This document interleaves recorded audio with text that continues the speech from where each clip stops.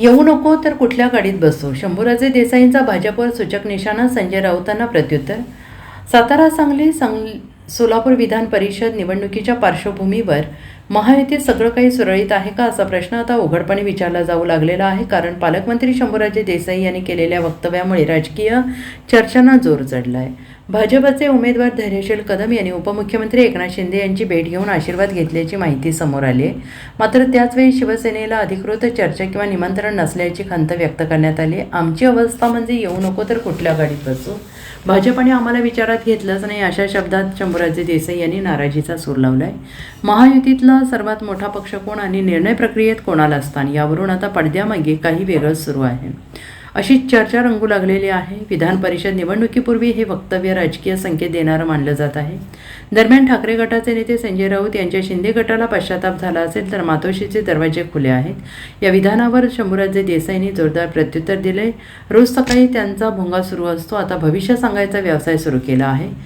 कुरमोड्या जोशींचा धंदा सुरू केला आहे का असा टोला लगावला. यावरच न थांबता त्यांनी थेट इशारा देत म्हटले, आमच्याकडे डोकावून पाहण्याची गरज नाही, तुमचं फाटक चाललं आहे ते आधी शिवा.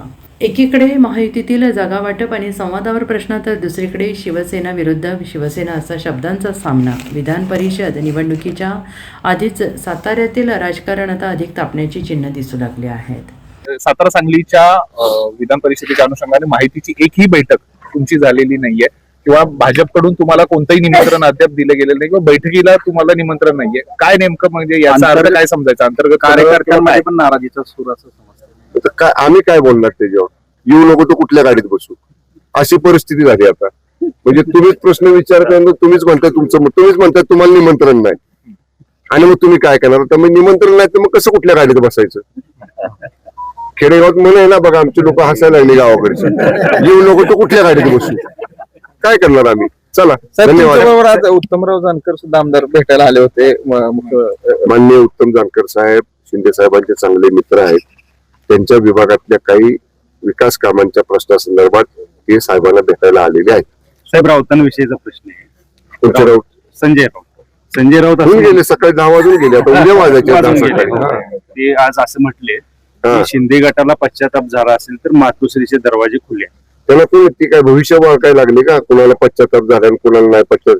तिने काय आता कुरमड्या जोशीचा धंदा सुरू केला काय संजय राऊतांनी? परत ते सकाळच्या 9चा भोंगा बंद करून पोपट चिठ्ठ्या काढतो तो धंदा सुरू केला काय राऊतांनी? त्यांना म्हणा आमच्या डोकावून बघू नका, तुमचं फाटक चाललंय, ते शिवता येते का बघा म्हणा. चला. Bureau report, SBN Marathi.